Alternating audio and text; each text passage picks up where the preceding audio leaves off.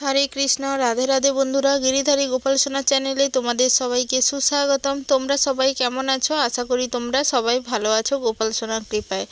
আর তোমাদের গোপাল সোনাও অনেক অনেক ভালো আছে। ভাবছো হয়তো গাড়িতে বসে ভিডিওটা কেন স্টার্ট করছি। হচ্ছিলাম এক জায়গায়, সেটা হচ্ছে হসপিটালে গেছিলাম ছেলেকে নিয়ে। আসলে ছেলের একটু আজকে কয়েকদিন একটু প্রবলেম হচ্ছে। প্রবলেম বলতে জ্বর সর্দি কাশি নয়, ছেলেটার খাবারের চাহিদা খুব কমে গেছে। তার উপরে যেইটুকু খাবার খাওয়াচ্ছি সেইটুকুই বারবার হচ্ছে, কখনো বমি করে দিচ্ছে, কখনো বা বমি বমি ভাব হচ্ছে খাওয়াতে গেলে, এই রকম প্রবলেম। আর ওর দুষ্টুমি মোটামুটি কোনো জায়গায় কম না। সে বাড়িতে থাকলেই যা দুষ্টুমি, বাইরে বেরোলেও সেই একই দুষ্টামিই করছে। এখনও যেহেতু তোমার হসপিটাল খুলছিল না, তাই আমরা অনেকক্ষণ বসেছিলাম। 2 টাকা টিকিট করে হসপিটালেই দেখিয়েছি।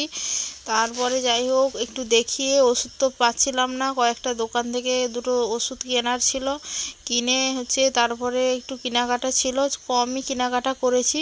তারপর ছেলেকে নিয়ে এখন হচ্ছে বাড়ি ফেরার পথে আবার টোটোতে বসেছি, তারপর বাসে করে আবার আসবো, আবার টোটো ধরবো আর কি। এইভাবে করে আসা হবে। ছেলে হচ্ছে শুধু ঘুমোচ্ছে।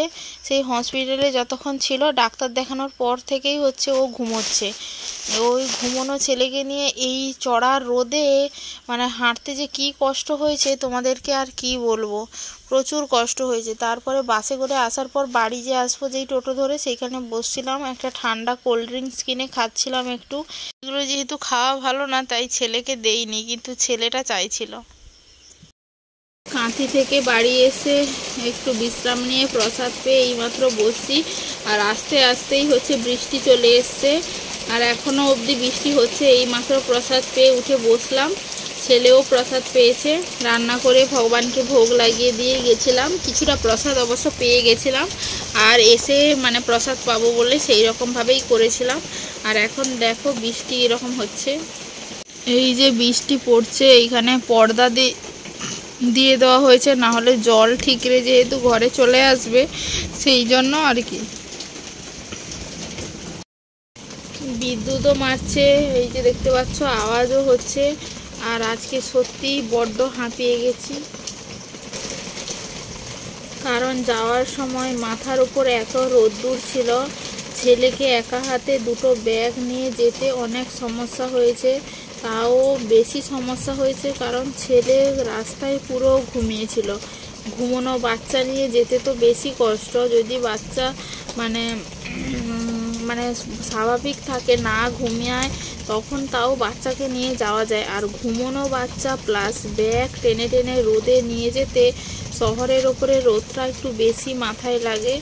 এত মানুষের মানে জমজমাট পরিবেশে মানুষের নিঃশ্বাস প্রশ্বাস একে অপরকে লাগছে, ওইখানকার পরিবেশ তো বিরক্তিকর। যাই হোক, কিছু করার ছিল না, যেতে যখন হতো যেতে তো হয়েছে।